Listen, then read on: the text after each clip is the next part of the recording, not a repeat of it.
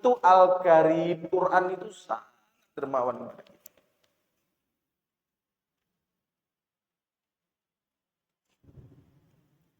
Al-Quranul Karim. Selanjutnya,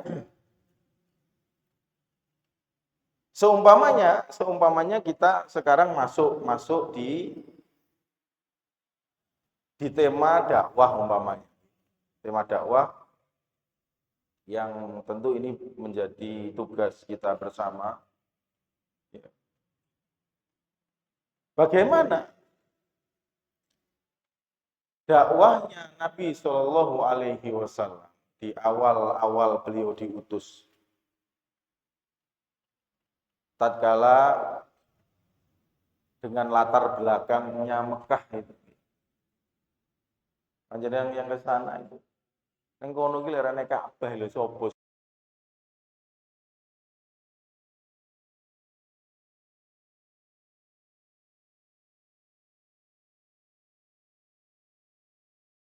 Ke sana.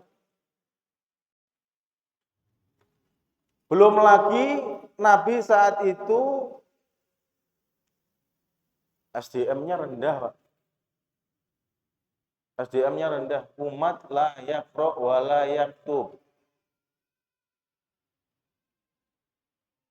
Umat yang enggak butuh nulis, enggak butuh baca, enggak butuh nulis. Kondisi SDM-nya demikian.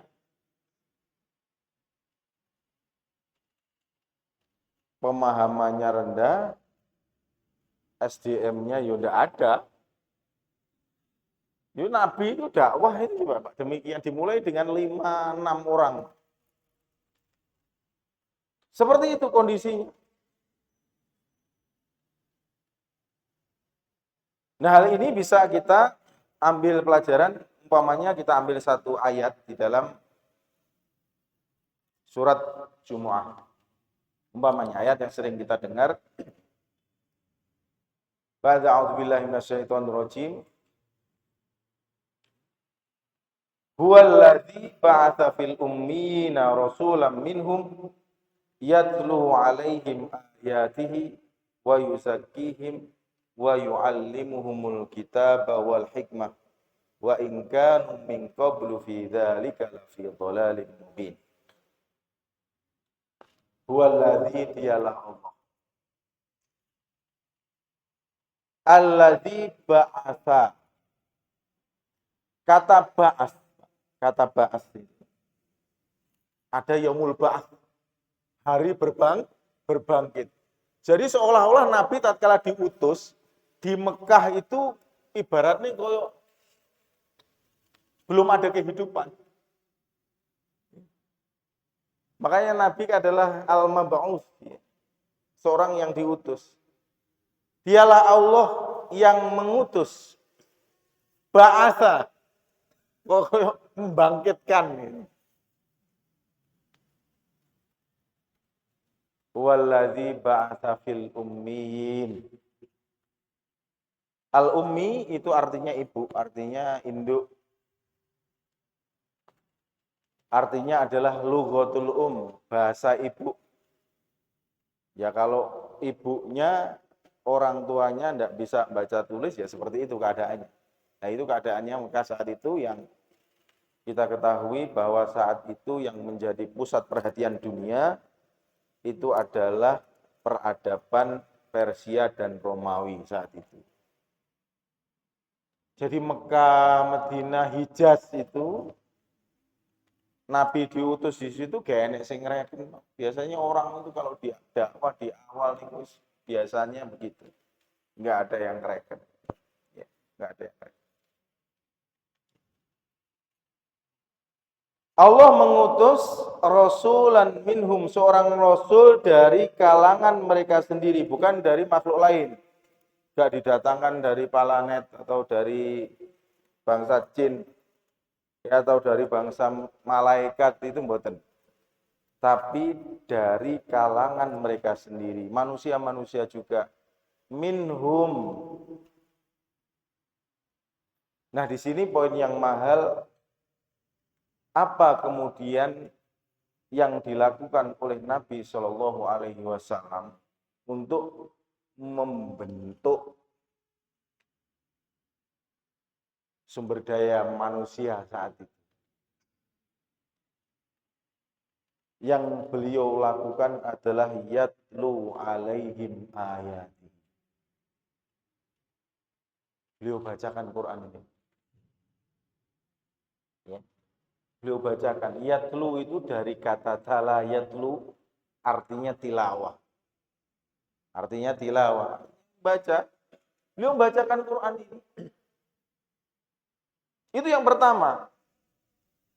Artinya membaca Al-Quran, ya tentu tatkala sudah belajar tahsin, kemudian beranjak sudah mulai menghafal, kemudian naik lagi dengan menafsirkan, ya kan? Belajar tafsirnya, belajar tadaburnya, dan seterusnya. Karena Al-Quran, kalau kita umpamanya diamkan begini saja, ya sudah. Berarti harus ada yang membacakan. Harus ada yang buka, harus ada yang membacakan, harus ada yang menerangkan. Ini tafsirnya bagaimana dan seterusnya. Karena Quran tidak bisa menjadi hujahnya sendiri, sudah diam dia. Harus ada yatlu alaihim ayati. Itu yang pertama, yang Rasulullah lakukan itu membacakan Quran. Tentang iman, tentang tauhid, itu pertama kali tatkala di fase Mekah. Masalah khilafiyah, pertikaian, perbedaan sudut pandang ulama nanti. Ya, itu dulu. Bacakan Quran.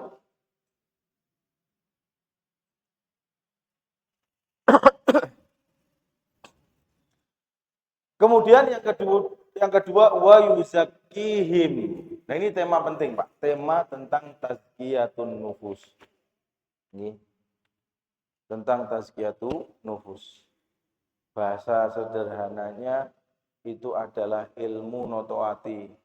Gampangannya ngono. Nggih.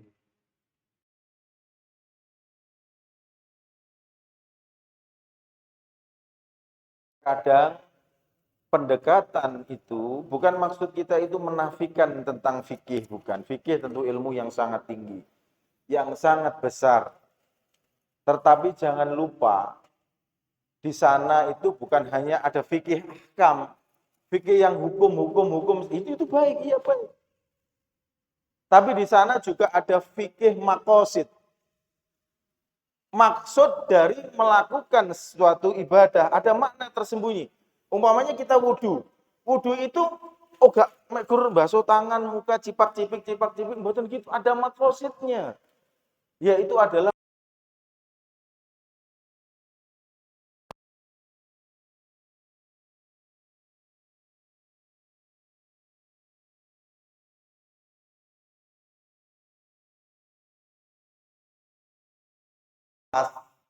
untuk membagi, menyerahkan zakat fitrah kepada fuqara dan masakin.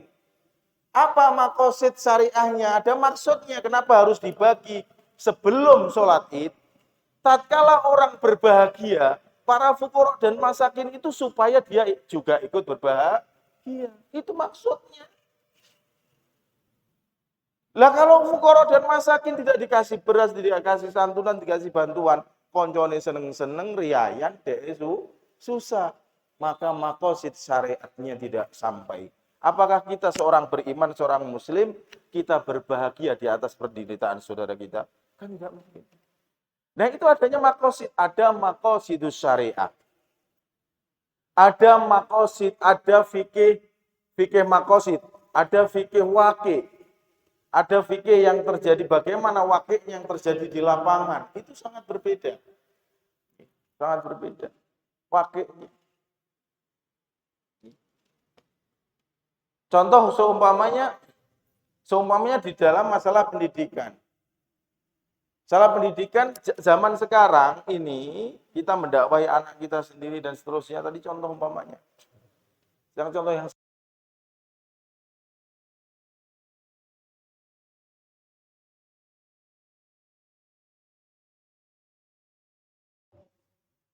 Anak kita itu sekarang sudah pinter, Pak. Dia cukup buka Google, gimana tipsnya supaya Abi tidak marah. Ngono Pak Wisan, Pak. Cepat Pak aksesnya, Pak. Sehingga dia tahu, oh caranya gini. Ya, seret. Tapi itu apakah solusi? Bodoh. Itu hanya sebagai solusi sementara saja.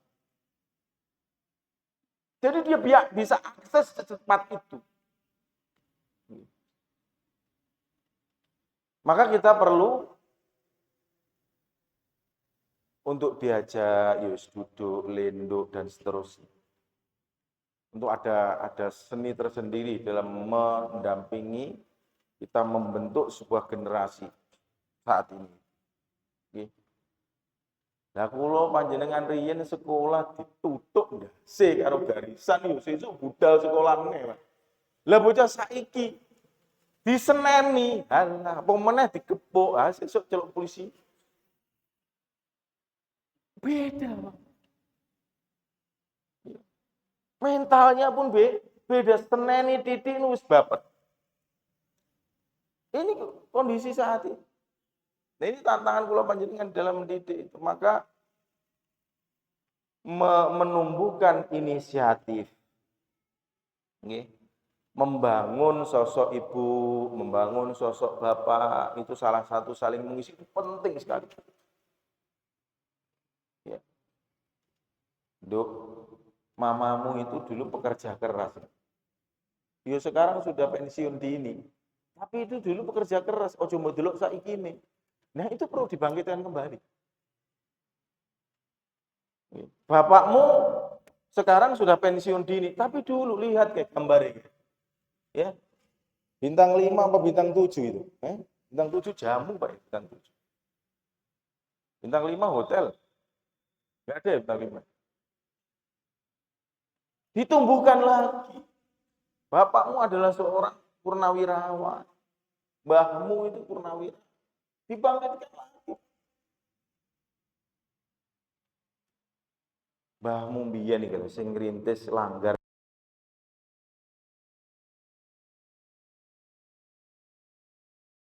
akan kepada seluruh para muassis Masjid Al-Itqan yang sudah mendahului kita. Ya, mudah-mudahan Allah melapangkan kuburnya dan menerangi kuburnya. Amin ya rabbal alamin. Generasi sekarang itu generasi tinggal melanjutkan. Kadang-kadang yang melanjutkan ini kadang-kadang mohon maaf, ya kadang-kadang ya begitu. Anak muda punya semangat bagus, tapi muda itu tetap perlu yang tua. Kadang-kadang saking semangat ini nabrak-nabrak. Saya nasihatkan kepada teman-teman yang muda yang punya semangat dan seterusnya, itu jangan lupa al barokatu inda akabirukum, keberkahan itu terletak pada orang-orang yang sepuh. Mbok piye orang tua itu lebih dulu. Gitu. Sing enom wis sabar saat tawis. Nggih. Habis ini siapa lagi yang teruskan kalau bukan kita loh. Begitu. Nggih. Bagi kula panjenengan yang sepuh, yang tua, ya juga seperti itu, kudu iso mangku. Kan begitu. Ya kalau dalam falsafah Jawa itu kan Hono Coroko itu kan kalau dipangku dadine mati. Jadi wong tua itu kudu iso mangku wis dipangku. Iso nyelenggono, nglenggono.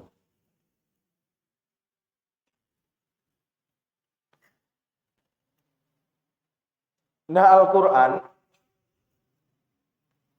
ini selain mukjizat, Al-Qur'an ini juga manhaj.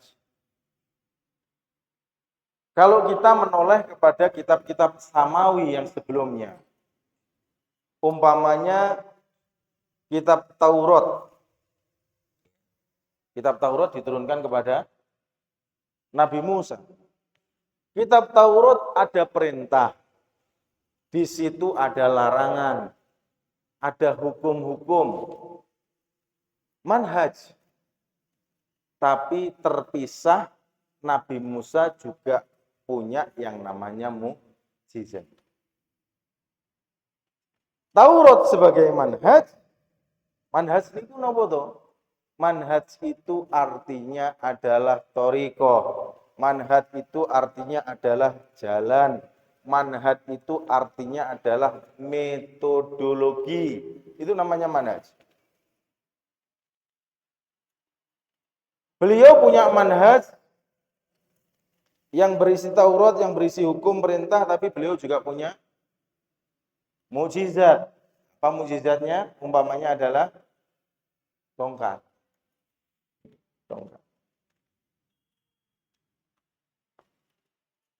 Nabi Isa diberikan kitab.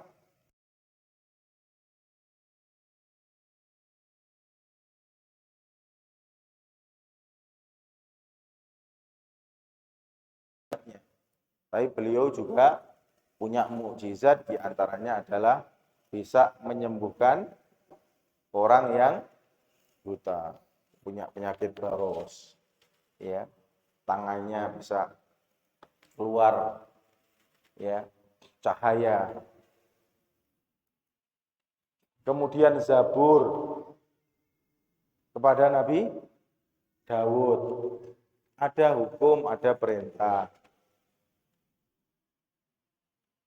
Itu sebagai metode, sebagai manhaj untuk Nabi Daud dan umatnya. Tapi beliau juga punya mukjizat terpisah, Pak. Antara mukjizat dan manhajnya terpisah. Mukjizatnya Allah bisa menjadikan besi di tangannya Nabi Daud itu seperti adonan tepung. Bisa bikin sesuai dengan kehendaknya beliau atas izin Allah. Tapi mukjizat dan manhaj yang diberikan kepada anbiya tadi itu berakhir tatkala para anbiya itu tadi meninggal. Sudah selesai. Tapi Al-Quran yang ada di hadapan kita, dan ini metodologi manhaj kita, sekaligus juga mukjizat. Tapi belum banyak yang terpancing dengan kemukjizatan belum terbanyak yang terpancing. Contoh media. Media di dalam Al-Quran, pembahasan tentang media itu ada, Pak, di dalam kitab Asy-Syu'ara, Pak. Asy-Syu'ara artinya para penyair. Itu media itu bicaranya di situ, Pak. Nah, di sini teman-teman media yang sekarang juga bisa menyiarkan kajian ilmu, Masya Allah. Ini juga perlu kita pikirkan ini. Ya. Para pejuang-pejuang di Gaza, di Palestina yang berjuang melawan Yahudi, melawan Zionis itu, Pak. GN listrik, GN internet, kemudian bisa ngerekam sambil membawa senjata perlengkapan yang ini dalam jihad, perang, terus mereka bisa mendokumentasikan. Nah, itu luar biasa. Yang perlu kita pikirkan di era digital seperti ini, sudah mulai berpikir tentang wakaf produktif. Wakaf-wakaf produktif, wakaf yang hasilnya itu nanti diantaranya bisa untuk mensupport kegiatan-kegiatan dakwah itu.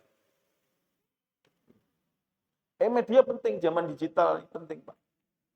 Kalau tanpa para mujahid al-i'lam al-askari itu, para ya media askar yang di Gaza sana umpamanya, kita tidak bisa mengetahui informasi bagaimana para mujahidin ya di dalam bersiar, nggak bisa tanpa media. Gimana? Padahal di sana banyak futuhat, banyak kemenangan, kemenangan. Itu umpamanya. Teman-teman yang suka di media informatika digital, dia terpancing oleh Quran karena mentadaburi surat Asy-Syu'ara gitu maksud saya.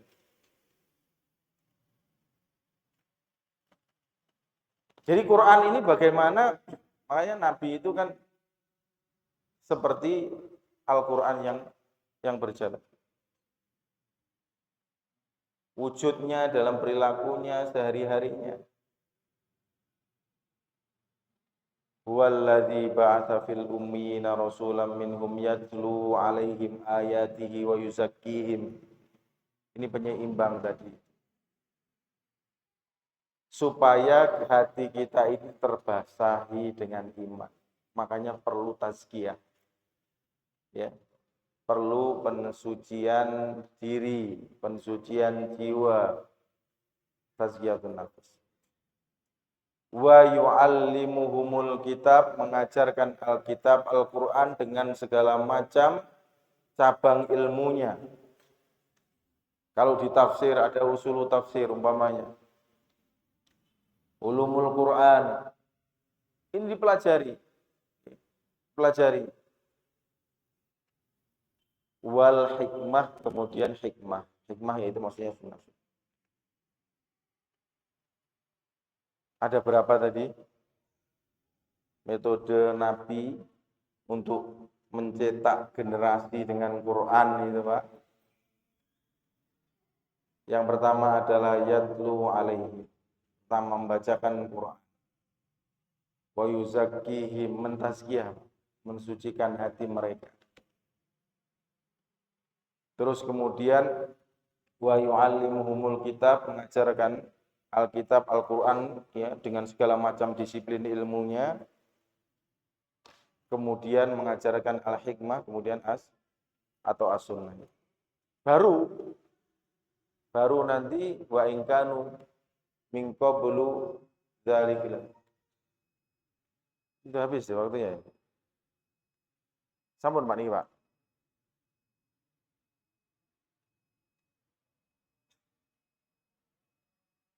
Sambung Ustaz Bahriah, sudah? Masih udah apa azan dulu apa sudah selesai sambun?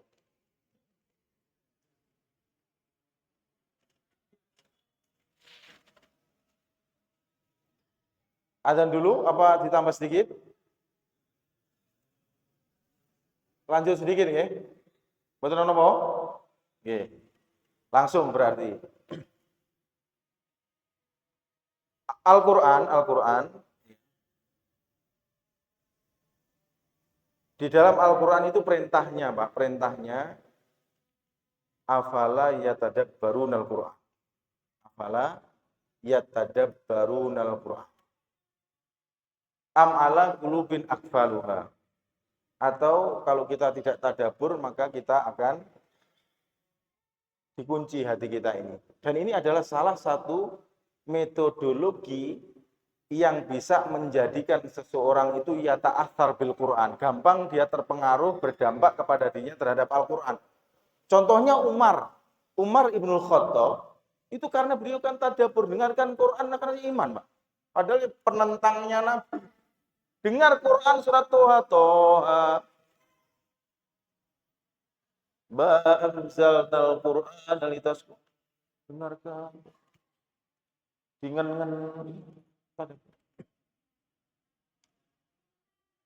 saya tunjukkan salah satu, nanti ada dalam Quran ada ilmu munasabah, Pak. Ada ilmu munasabah itu ilmu persesuaian umpamanya dengan satu surat dengan surat yang lain. Ini saya berikan contoh. Umpamanya di awal saja sudah. Kita setiap hari sholat 5 waktu. Di dalam surat Al-Fatihah itu kita minta hidayah terus kepada Allah. Ihdinas siratal mustaqim, ihdinas siratal mustaqim, petunjuk, hidayah itu selalu kita minta. Kita munasabahkan, kita persesuaikan antara surat yang sebelumnya dan surat yang setelahnya. Kita minta hidayah di dalam surat Al-Fatihah, kemudian Di dalam surat Al-Baqarah itu langsung dijawab di ayat kedua. Ihdinas siratal mustaqim, dijawab dzalikal kitab. Petunjukmu itu dzalikal kitab. Kita kan minta dijawab di dalam Quran. Ya itu dzalikal kitab, maksudnya Al-Quran ini. Ini munasabah. Ini munasabah. Contohnya. Kemudian di dalam surat umpamanya ini tadabbur ya, wilayah tadabbur ini. Ini bagian juga dalam membentuk generasi, di antaranya adalah diajak mereka itu untuk mentadaburi Al-Qur'an. Tadabburi Al-Qur'an. Contoh surat Al-Baqarah. Surat Al-Baqarah ada berapa surat?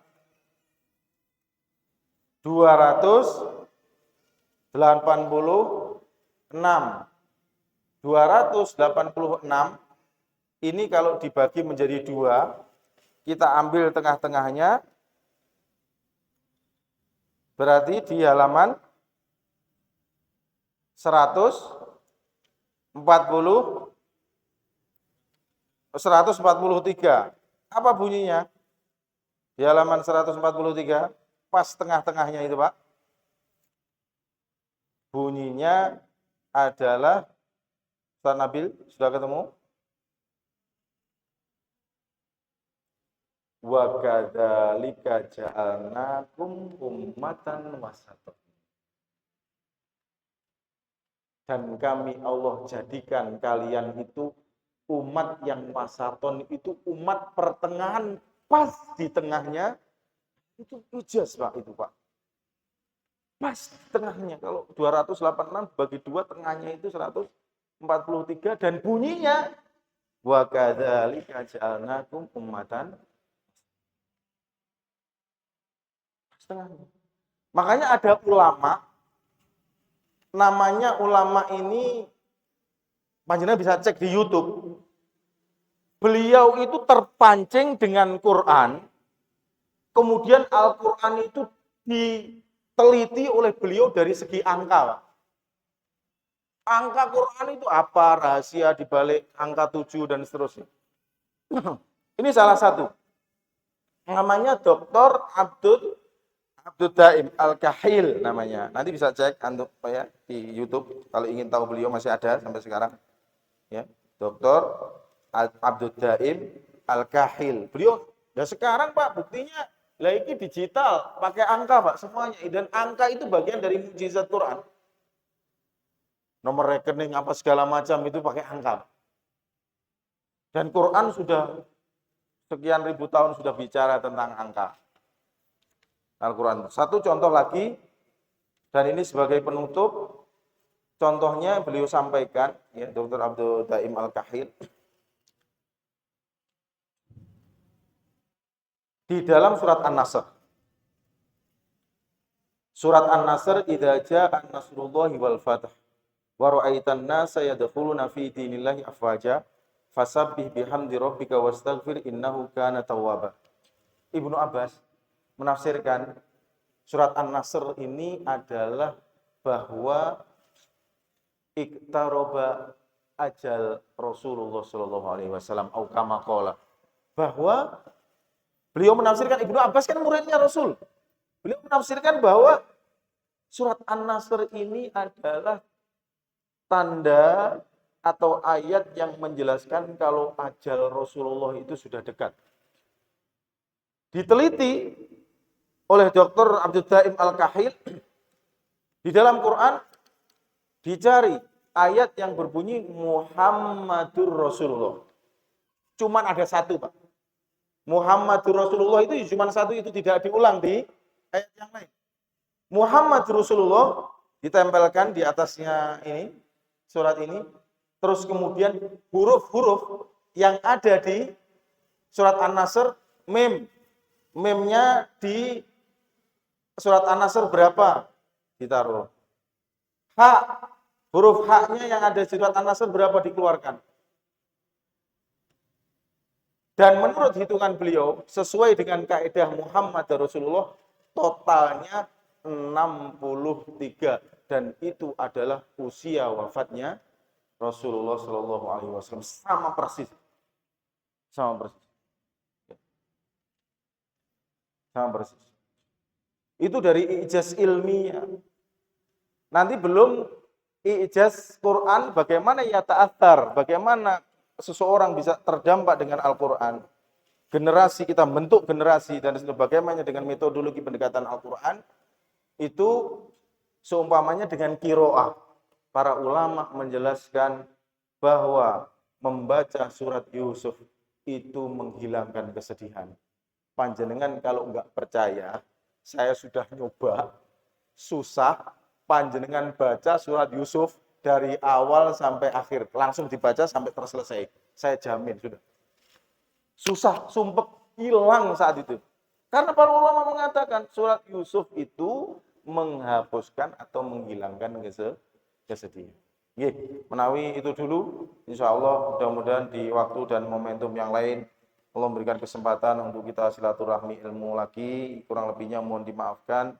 Mudah-mudahan ada manfaatnya. Astagfirullah. Wassalamualaikum warahmatullahi wabarakatuh.